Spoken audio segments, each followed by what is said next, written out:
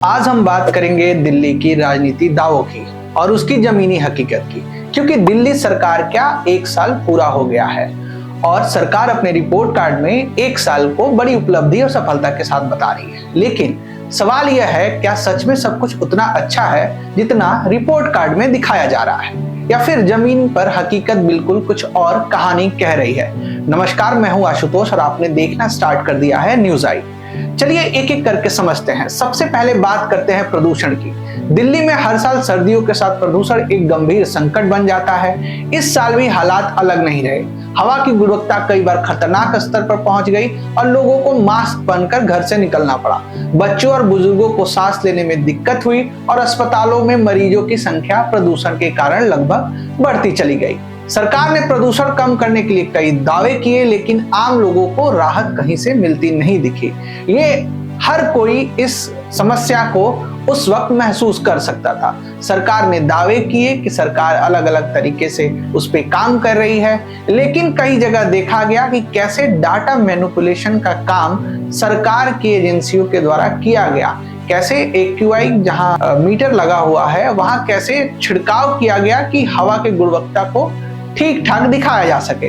अब बात करते हैं सफाई व्यवस्था की, जो दिल्ली की समस्या रही है, और कूड़ों की उन पहाड़ों की जिसको लेकर काफी राजनीति गर्म रही। दिल्ली में सालों से कूड़ों के पहाड़ को खत्म करने का वादा किया जाता रहा है, लेकिन आज भी हालात बिल्कुल बदलते नहीं नजर आते।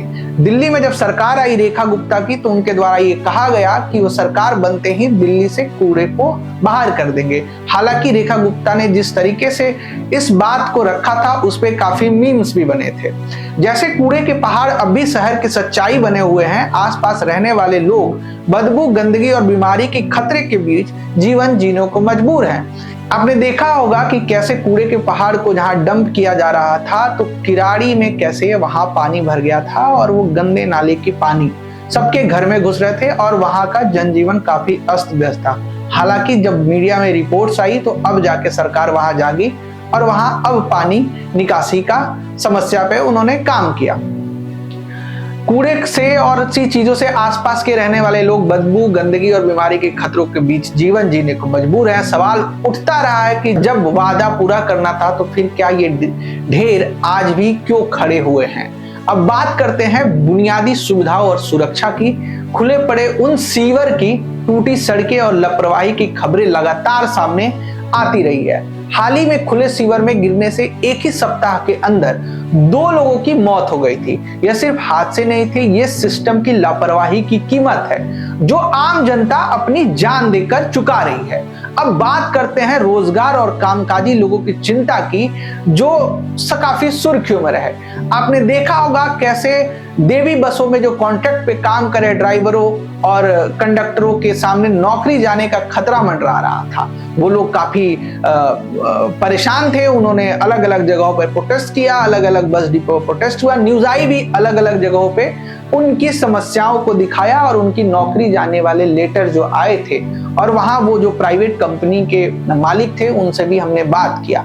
सरकार ने अब उन्हें एक लेटर पकड़ा दिया है गया है कि अब आपकी नौकरी जा सकती है, अब आप अपना खुद से काम ढूंढिए। ये वही लोग हैं जिनके पास सरकार जाके वोट मांगती है चुनाव के वक्त कि हम आपको पक्का कर देंगे, और लोग इनके लोक लुभावने वादे में पड़ के उन्हें वोट दिया। लेकिन आज हालात ये है कि उनको अपनी नौकरी जाने का खतरा मंडरा रहा है। वो अपने घर में बच्चों, परिवार को कैसे पाल पोषण करेंगे, इसको सुनने वाला कोई भी नहीं है। ये वही लोग हैं जो रोज लाखों यात्रियों को उनके मंजिलों तक पहुंचाते हैं। अगर उनकी नौकरी असुरक्षित है तो ये सिर्फ रोजगार का नहीं बल्कि पूरे परिवहन सिस्टम की स्थिरता का सवाल भी है।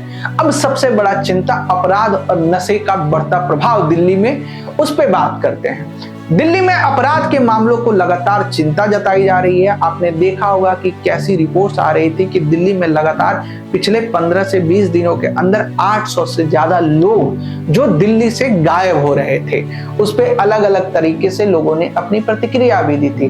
हमने उन परिवारों तक भी हम पहुंचे जिनके बच्चे लापता हो गए थे। हालांकि दिल्ली सरकार ने इसे एक डेली बेसिस पे उन्होंने बताया कि पिछले कई सालों से इसी तरह से आ रहा था। उन्होंने एक प्रेस कॉन्फ्रेंस करके अपने तरफ से उन्होंने दिल्ली को लोगों को अश्योर कर दिया कि नहीं, ये तो होता रहता है जी और ये ऐसे ही चलता है, आपको चिंता करने की जरूरत नहीं। और कुछ मीडिया चैनलों ने तो ये तक बता दिया कि ये किसी फिल्म का प्रमोशन का एक पार्ट है। लेकिन दिल्ली में हालात आज भी वैसे ही बने रहे हैं। जिन परिवारों के बच्चे, बुजुर्ग, महिलाएं गायब हुई हैं, आप उन परिवारों का दर्द जानिए, उन तक पहुंचिए, तो फिर पता चलेगा कि दिल्ली की आखिर स्थिति क्या है। दिल्ली में अपराध के मामले को लेकर लगातार चिंता जताई जा रही है। दिल्ली पुलिस को इस पे काम करना चाहिए और शहर को कैसे सुरक्षित बनाया जाए, इस पे भी काम उनको करना चाहिए। इसके साथ साथ दिल्ली में नशे के बढ़ते मामलों को लेकर भी सवाल उठ रहे हैं। कई इलाकों में नशे की जाल फैलने की खबर सामने आती रहती है, जो युवाओं के भविष्य को प्रभावित करती है। अब सवाल ये है कि जब सारी समस्याएं सामने है, तो क्या रेखा सरकार का रिपोर्ट कार्ड की सफलता इन हकीकतों से मेल खाती है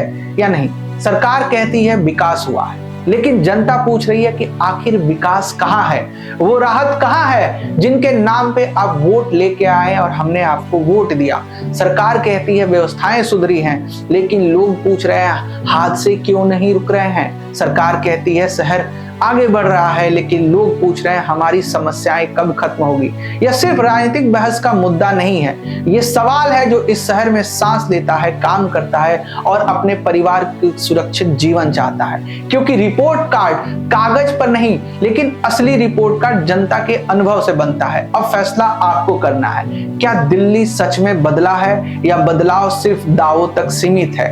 आप अपनी राय हमें जरूर बताइए, कमेंट करिए, कमेंट सेक्शन में जाइए और बताइए कि दिल्ली में कितना बदलाव हुआ। हमें सपोर्ट करिए, हाइप कीजिए, लाइक कीजिए और इसी तरह से देखते रहिए न्यूज़ आई। धन्यवाद।